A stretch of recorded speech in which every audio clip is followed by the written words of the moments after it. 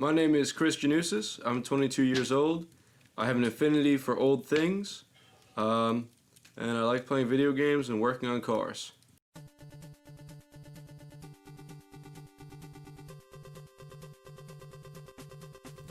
So I went to North Shore Middle School and high school, and oftentimes there were a lot of garage sales in my area on the North Shore of Long Island. And at the time, a lot of people on YouTube would make videos about vintage video games and things like that. A lot of reviews. And basically, I got into collecting old video games, and I would basically go to garage sales and things like that. And that's how my collection started. So I started to appreciate the older things from past generations. Christopher has always been someone who's very into different types of, let's say, hobbies.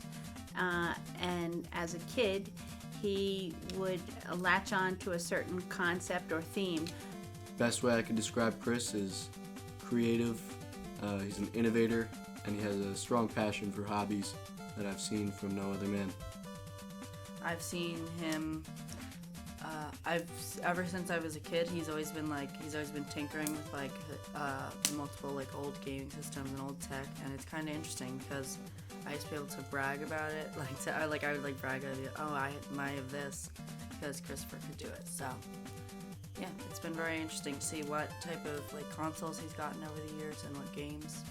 It was when he first started his video game collection, and how it started off small, but over time he put in the research and effort of just looking for other consoles, and each time there was a garage day in Seacliff, he was always out venturing and looking at every single garage sale day. Even if he found nothing, he was still out there looking and just looking for great things that he could find. So it's important to know when you put your true passion and energy towards something, you can really find what you want. He always manages to find the coolest old tech. Most of the time, things I didn't even know existed before he showed them to me. And he's always able to give me pretty much a full encyclopedia reading of their history. He seems to know everything about them whenever he shows them to me.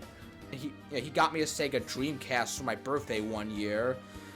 Yeah, one year, he helped me get, both a GameCube and a Super Nintendo. So, I've been getting into, collecting stuff as well. Not as much as him. Him, and just him, but, I'm more interested in that now than I was before. So, I grew to, appreciate that and more. So, it helped broaden my horizons, which I'm thankful for. Chris, I was home for a break, and Chris said, let's do something fun. I want to surprise you with something.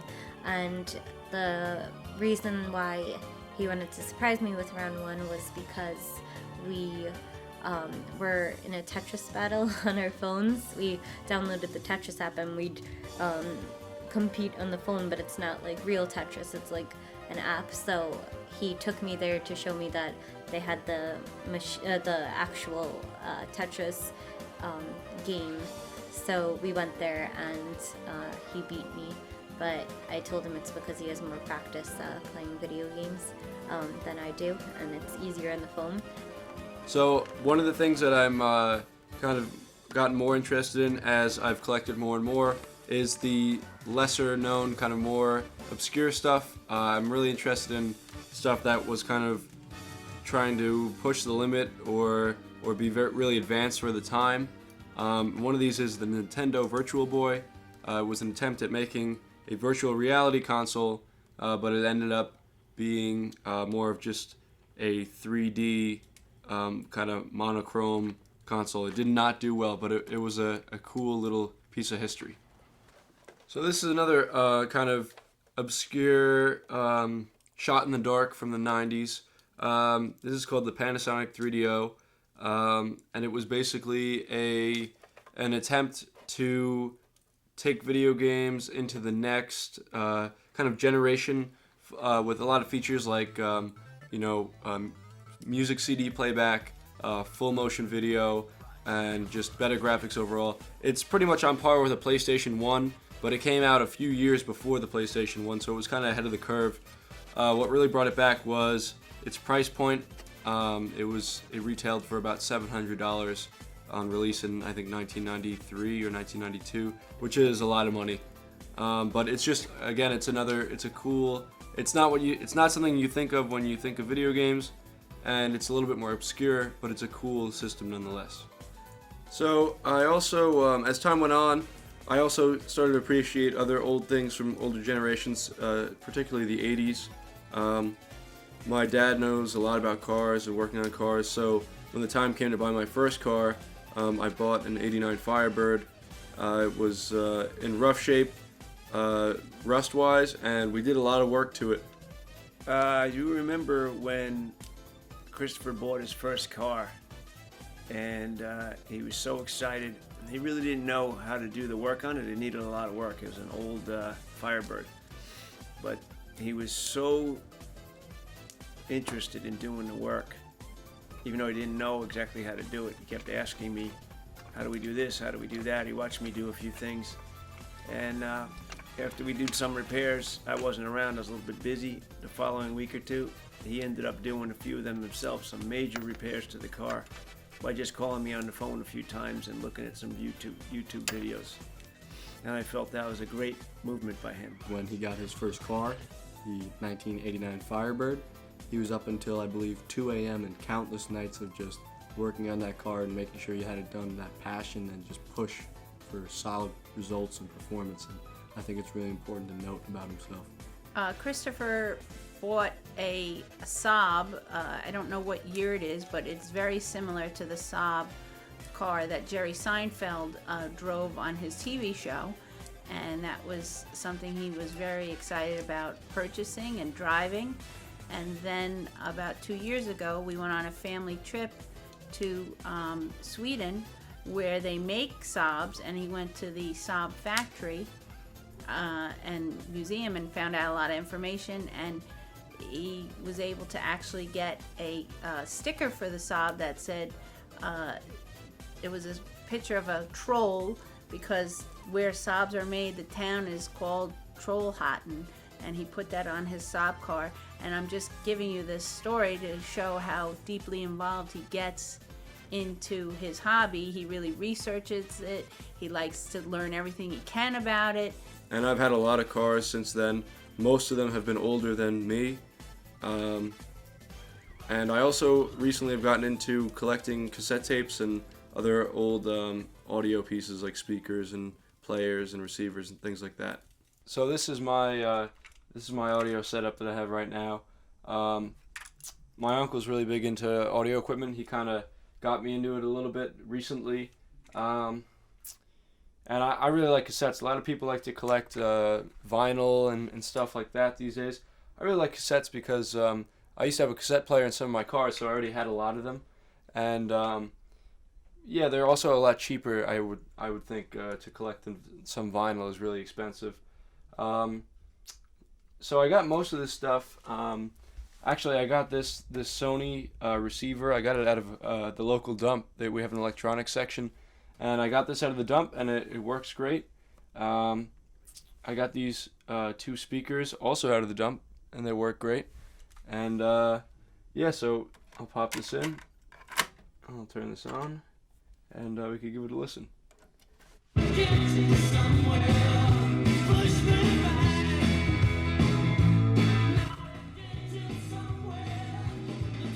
So I've owned a lot of cars since my first car, like I talked about, my '89 Firebird.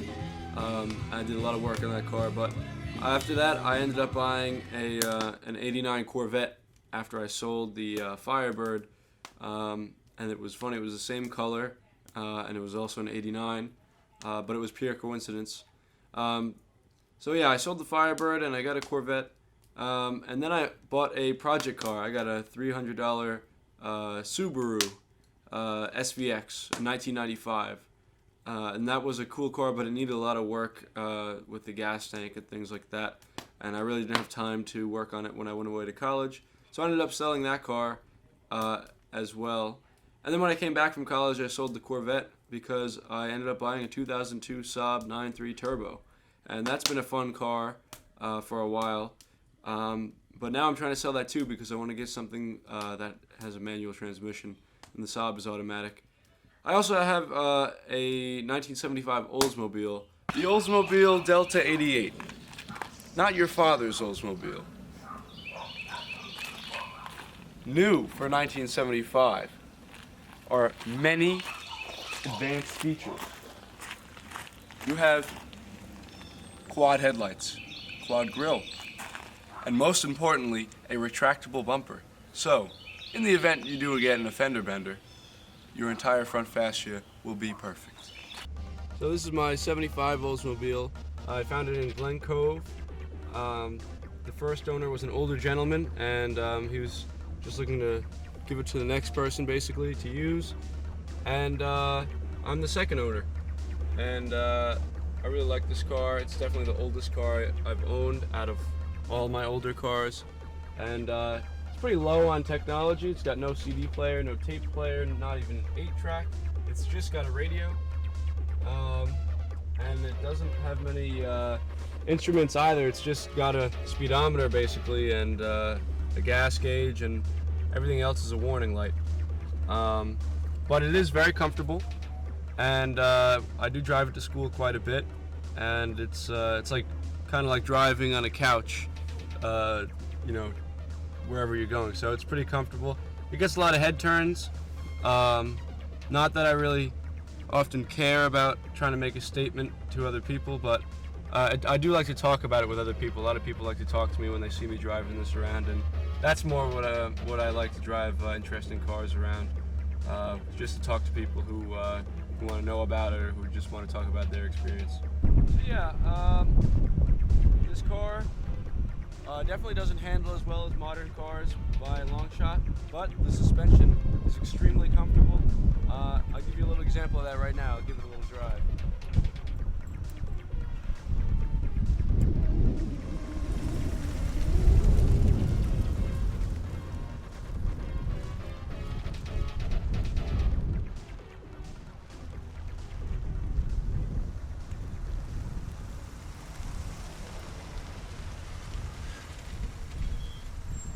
You know, like, he's into a lot of old stuff. Like, who else drives a 1970s Oldsmobile in 2019? Like, he's not completely, like, disconnected from modern times. He's interested in, like, some newer stuff as well. Like, but, like, yeah, he's got this, like, great love for, like, a lot of old stuff.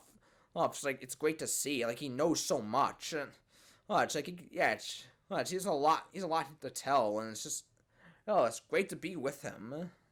I was kind of always told, like, my mom always told me that I was like an old soul, and that's exactly how I describe Chris, as someone who's just genuine and who has good intentions, and who doesn't always match the format of other people our age or during this time period. And I think that's why he's fascinated by other things, because that's who he is. You know, he's genuine. He's more genuine than other people. I think, like, back to, like, one of the times we were in his Oldsmobile, and I was saying, like, this car is an experience, and he was like, oh, like, you understand it then. Like, and I'm not a car person, but I understood that. I was like, you know, you are taken back. It's like, it's a different feel than just, you know, you're not just getting somewhere. Like, I'd say that's a big thing with Chris, is it's not about kind of like the destination. It's about kind of having fun in the moment, and like enjoying things, and about the experience, about the moment. Yeah, this car is actually, not this exact car, but this same model, similar year, is actually in every Sam Raimi movie that he's made. It was his dad's car, and he's put in every movie. Including all the Spider-Man movies. It was Uncle Ben's car that he was driving. Sent you 20 letters from Paris last year. Well, you've been gone 6 months, and I got the fear after all the songs that we...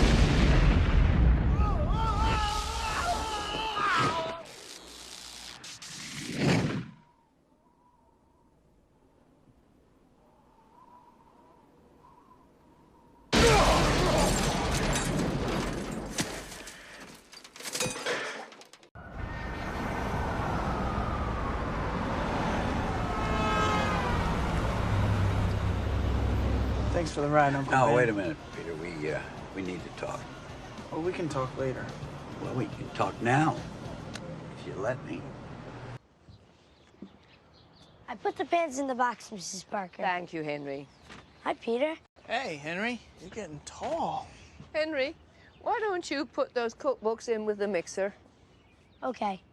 You take Spider-Man's pictures, right? I was scared.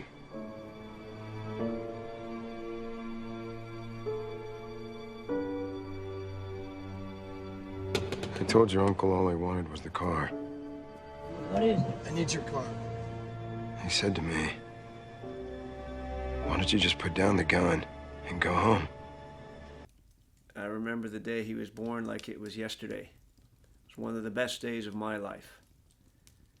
I was having a hamburger in Brooklyn at work, and my wife called me and said, it's time. I said, time for what? She said, get home. I'm going to the hospital. I have to have the baby. So I packed up my stuff. I got on the train, went home, got to the hospital. Half hour later, I had my son, Christopher. Beautiful young boy. We decided his name when we saw him right after he was born. We weren't sure. We had a couple names for him, but we decided as soon as we looked at him, we said, that's a Christopher. My dad, he is always really busy. He works all the time. Even when I was a little kid, he worked for the MTA, and he would work long hours. Sometimes, he wouldn't come home till really late at night, even though he left early in the morning. And he's really busy, but he always has made time for me when he can, in between, which is, amazing, because he's always so busy. He's always been, when he's available and I need extra help at work and he comes in, it's great to have him around. He does whatever we need to do. It's a great memory, a fond memory I have of him. And even at home in this basement that we're doing the interview, he and Aiden helped me finish this basement out, the tiles on the floor and the whole wall painting and all that stuff. So good memories with the kids doing stuff, especially Christopher in the lead with it. He's got one college degree. He's working on a second degree. He's very knowledgeable on a lot of subjects. He can fix a car. He can tell you about something that happened in the 80s. He can tell you anything about a Marvel character. So he's become a very well-rounded person, and I think his hobbies have helped him become the man he is today. My mom, she's always really supportive of me. She always, she really wants the best for me.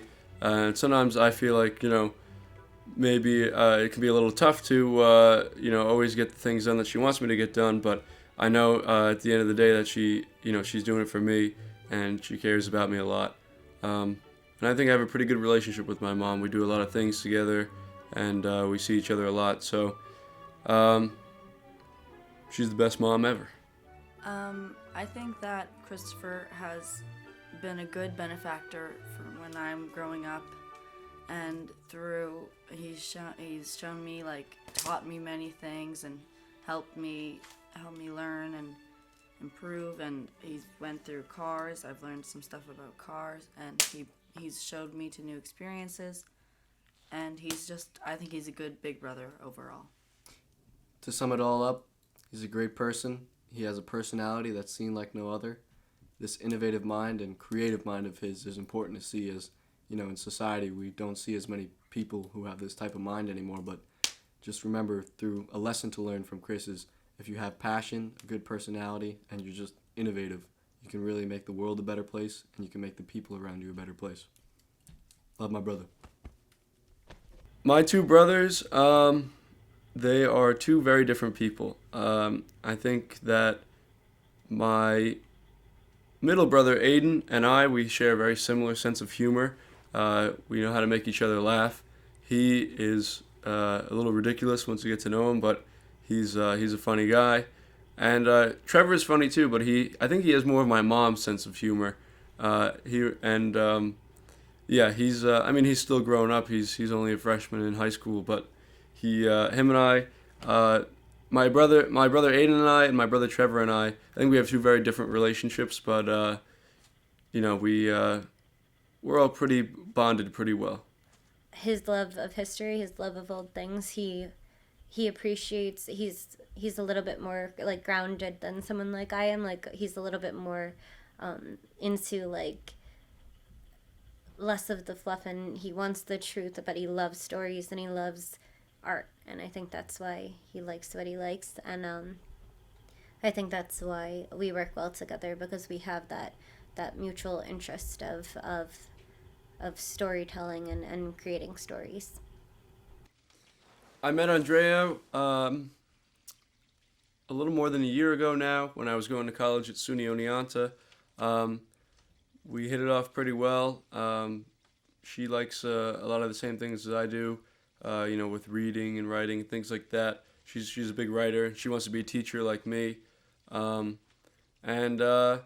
we've been seeing each other for a little over a year now.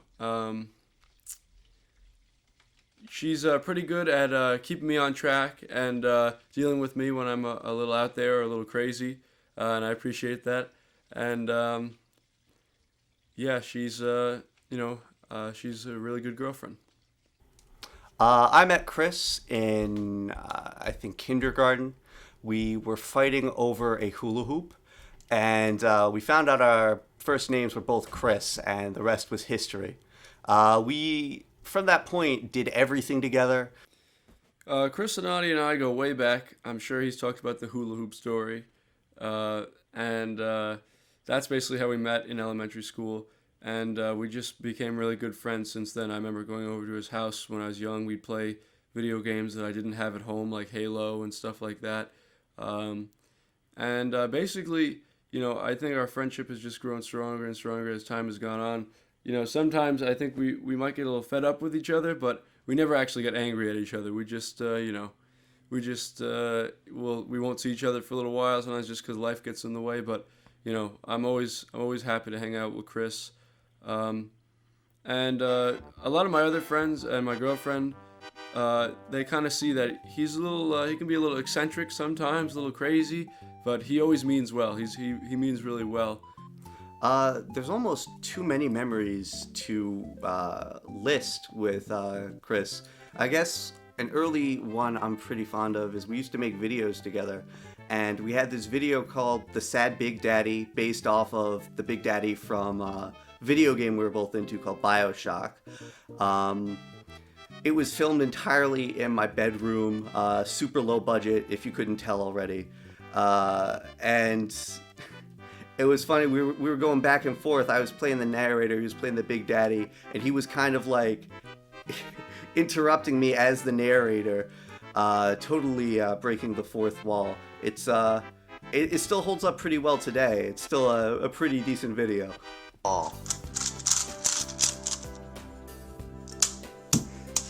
He was not good at finding things or solving Rubik's Cubes or drawing mustaches on himself with a Sharpie.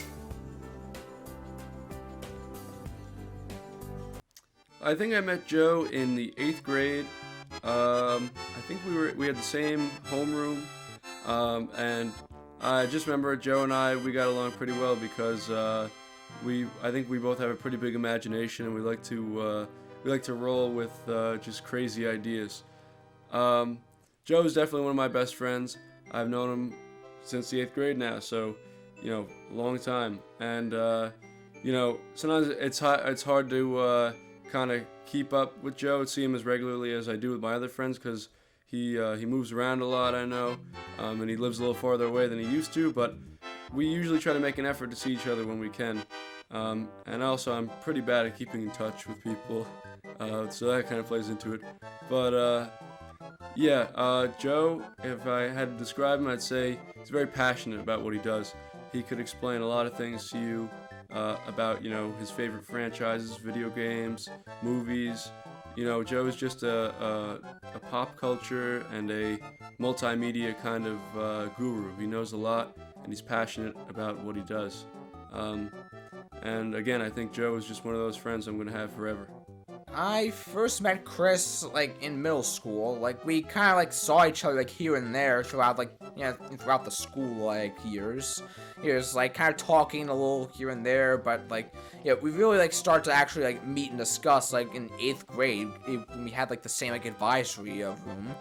It's like we really started to like or to, like to bond there because like we shared a lot of like stuff together, like mainly video games and movies and whatnot. It's like I mean, we're kind of out there with our imaginations. Like, I guess that helps too. And and just we've been like really good friends ever since. It's just and like we've done a lot together. Like I got myself was introduced to a lot of things thanks to him. And it's just like he is great company.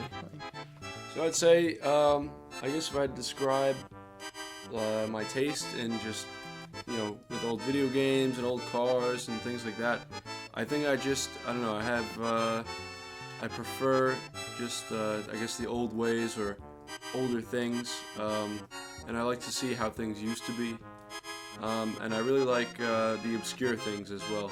I like to see what, what every facet of the time was like.